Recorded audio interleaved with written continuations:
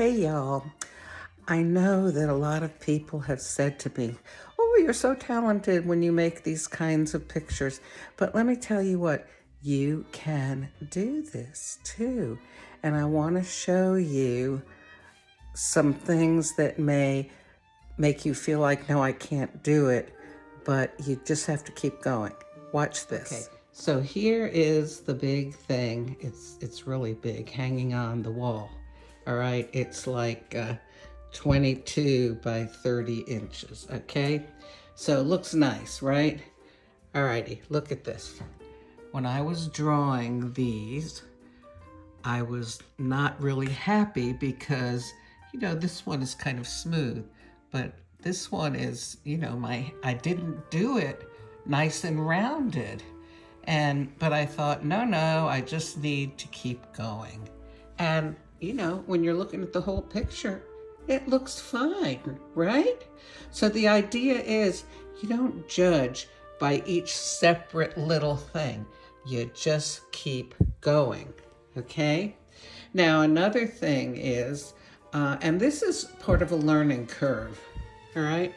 When you have a lot of kind of light areas, it's good to fill in some dark stuff, okay? To kind of contrast, all right? Now, look at this. You see this? I made diamonds kind of laying on top of each other, and I wanted to make them nice and, like a nice line of diamonds. But look, we got a big and a small and a misshapen one and a big one again. And then, I found that because of the way I drew them, I thought, oh, maybe if I put a little dark edge on each one, it'll look better, okay? Look at this. I filled in some dark places and I put a bunch of little dots. Look at how those areas look when you're far away. It's pretty cool looking, right? Again, here I was trying to make some nice rounded looking, sort of three-dimensional things, but I got a little off course here. But I kept going. And look at that. It's really cool looking. I just kept going.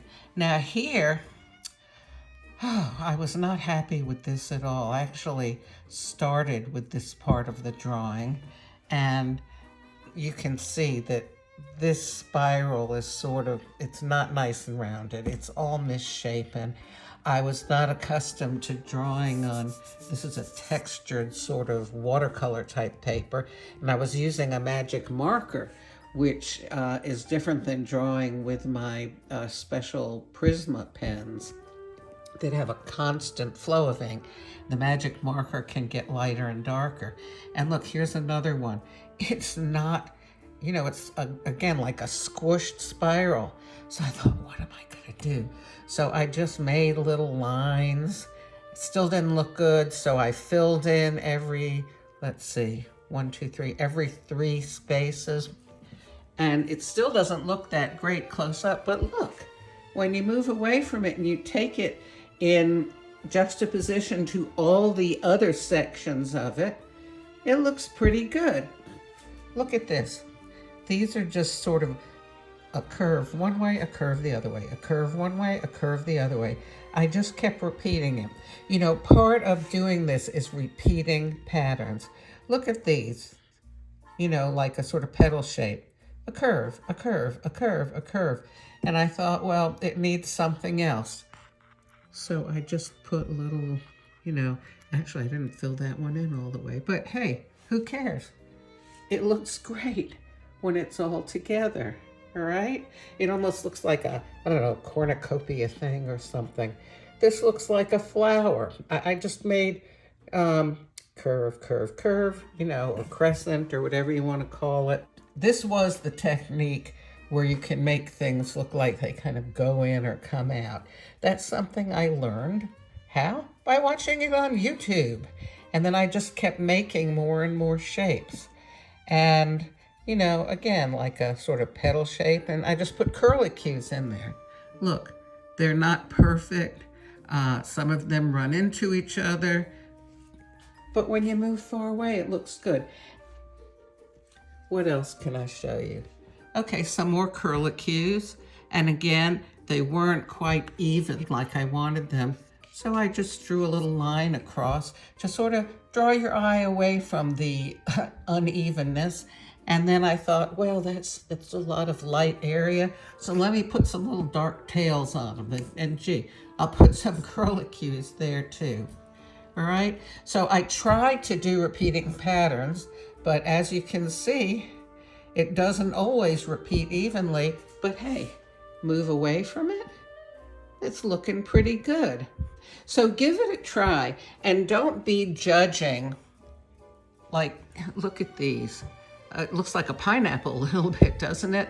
You know, again, my idea was, oh, let me make these sort of triangle looking things that curve a little bit, but I kind of got off course. I had to do something, so I shaded the edges, and then I drew little lines in those. And then a lot of these things I connected just by drawing lines, or I put little dots just to add some interest. You know, instead of having a big black blob, I left a white space in the middle. So actually, if you watch YouTube, especially the things about Zentangle, that will give you a lot of ideas of what you can do. And all I did is I kind of incorporated a lot of things I learned and then just threw different shapes in here and there.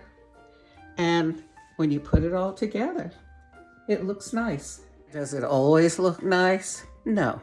I have drawn some that, I didn't like them at all.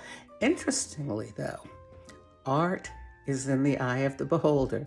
To me, what might be junk, to you, might be art. So, just go ahead and have fun. That's the point, to have fun. And just keep drawing shapes and adding on to them. And then you might even need to wait a day or two and look at it again. Lots of things that I make, right after I make them, all I see is the things that I wanted to make this nice and rounded, and look, it's like my hand was wobbling, and you tend to see all the things that you didn't like or that you felt like were unsuccessful. But then you wait a few days and you forget about that stuff, and you're able to look at it as an entire creation. And, you may find that it looks good to you too, or it may look good to someone else. But the point is to have fun doing it, because a lot like playing golf, I found that when I'm doing it, I can only think about exactly what is going on at that moment. And that frees your mind from all sorts of other concerns, anxieties, worries, stuff like that. This is the same way. As you're doing it, you're only thinking about the next, the line that you're doing, and then, okay, I'm going to make another line. And it takes your mind away from whatever ails you.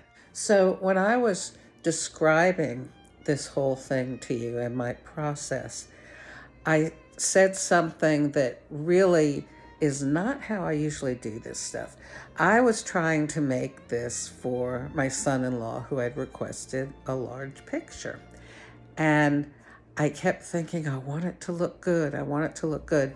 Well, so, and I was thinking, I'll do this line. And I was thinking ahead a little bit of what I would do next. And actually, I think I should have done it according to my usual procedure, which is I make a line, and then wherever I feel like putting another line, I put it.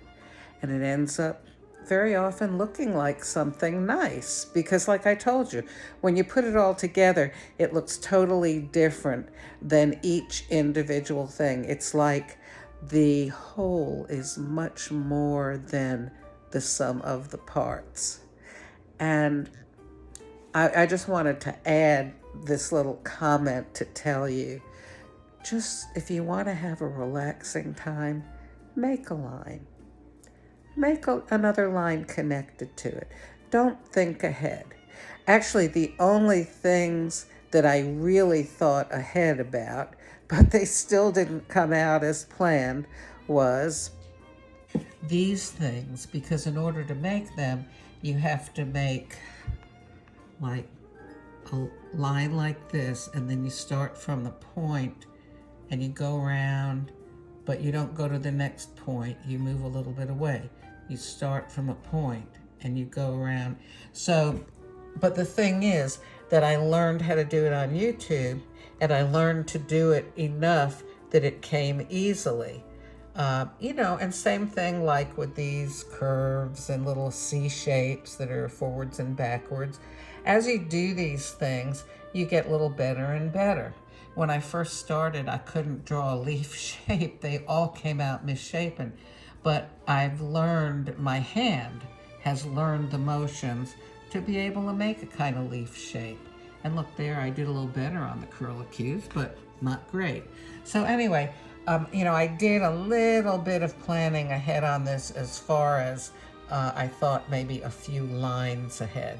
But as far as the whole picture goes, the total is greater than the sum of the parts.